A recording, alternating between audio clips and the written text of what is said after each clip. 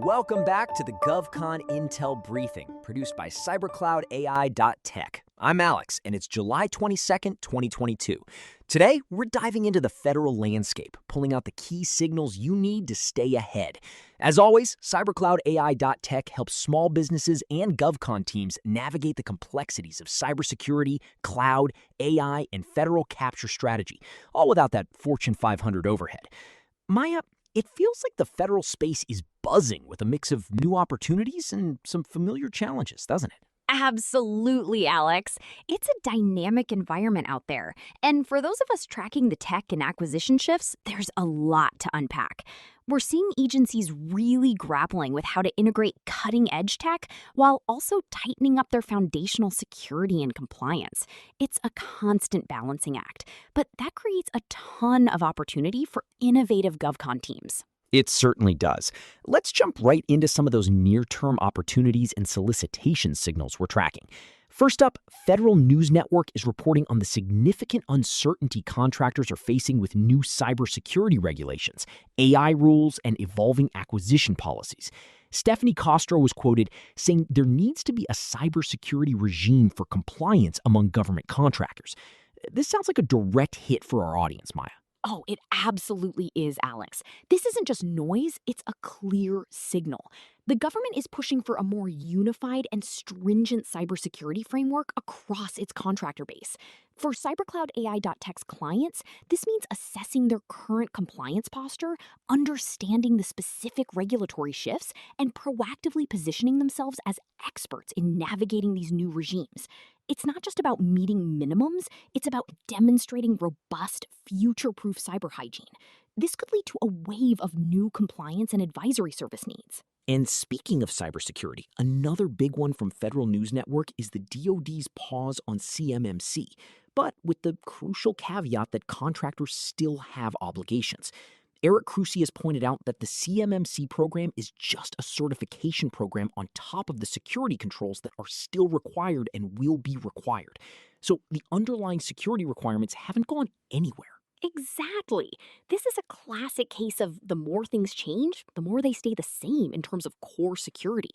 While the certification process might be in flux, the need for robust security controls, like those in NIST 800-171, remains non-negotiable. Contractors can't afford to relax.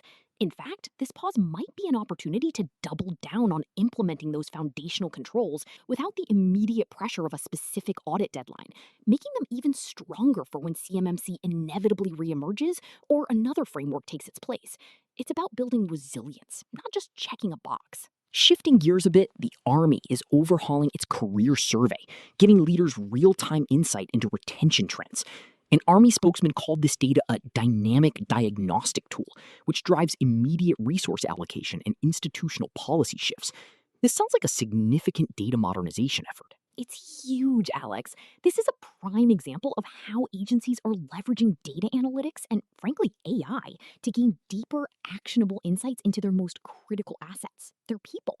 For GovCon teams, this signals opportunities in advanced analytics, data visualization, and potentially AI-driven predictive modeling for workforce management. If you can help the Army understand and improve retention, you're providing immense value. Think about how this could extend to other agencies struggling with similar workforce challenges. It's not just about surveys, it's about turning raw data into strategic intelligence. Very true. Now, for something a bit more futuristic, Defense Scoop reports the Coast Guard has issued an RFI as it considers arming vessels with high-energy lasers, primarily targeting aerial and maritime drones. Lasers, Maya? Really? Lasers! I love it! This is where the tech gets really exciting. While it might sound like science fiction, high-energy lasers are becoming a very real part of modern defense. For our audience, this RFI is a call to action for anyone in advanced materials, directed energy systems, or even counter-drone technologies. It's a signal that the Coast Guard is actively exploring next-gen defensive capabilities.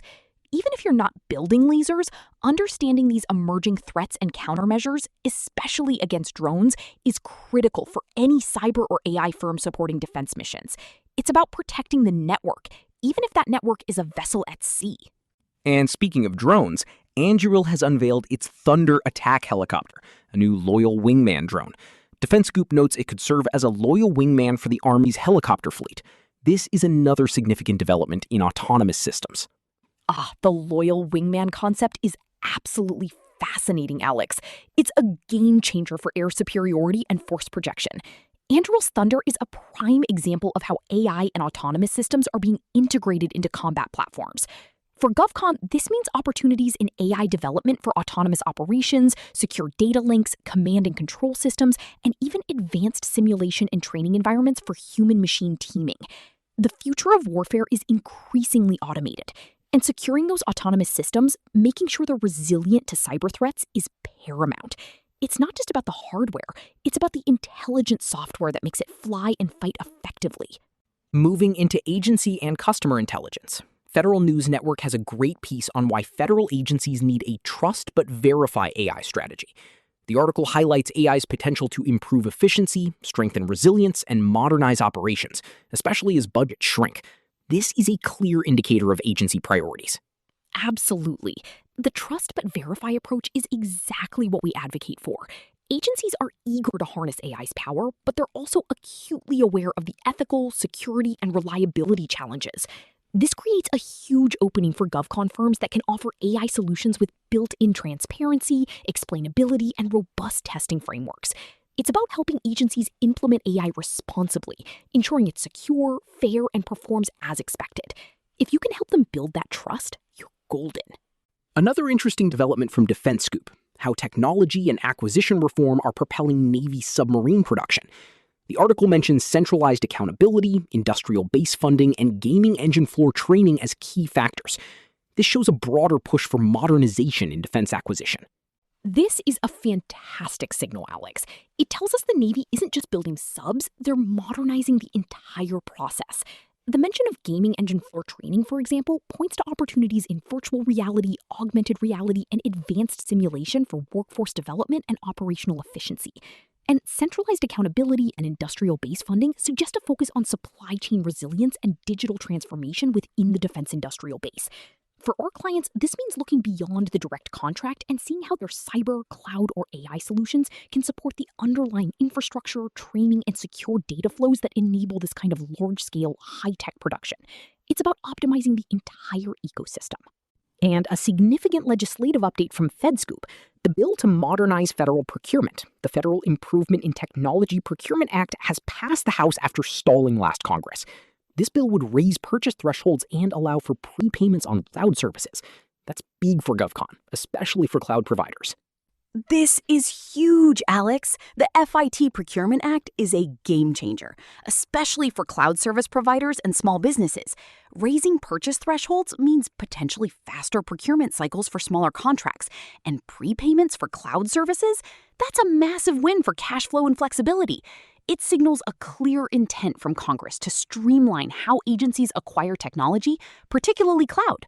For our clients, this means understanding these new procurement mechanisms and positioning their cloud offerings to take full advantage of these reforms. It reduces friction, which is always a good thing in GovCon. Now, let's briefly touch on some market movements we're watching.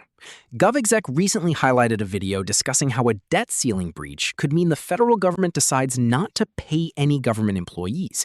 This is a significant concern that we'll continue to monitor closely for any potential impacts on contracts or payments. Absolutely, Alex. While it's a watch list item, the implications of a debt ceiling breach are far-reaching and could impact everything from contract funding to workforce morale. It's a reminder that the broader economic and political landscape always plays a role in GovCon.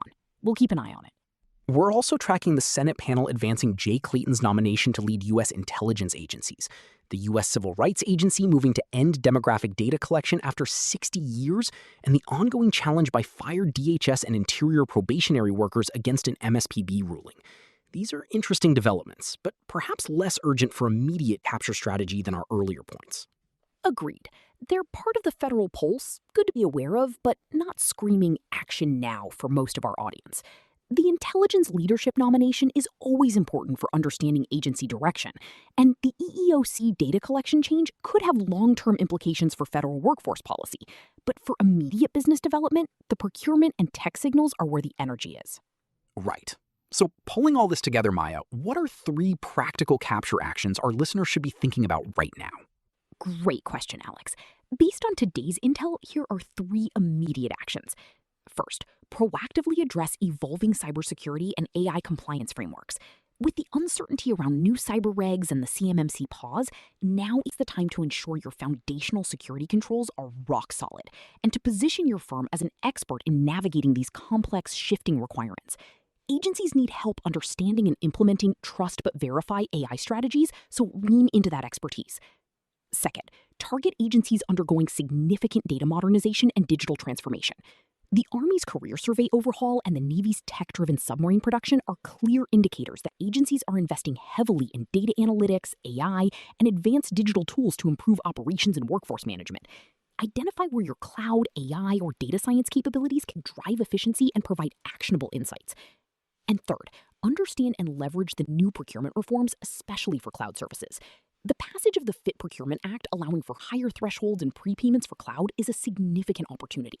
Review your contracting vehicles, refine your cloud offerings, and prepare to engage agencies with streamlined acquisition processes. This is about making it easier for agencies to buy the tech they desperately need.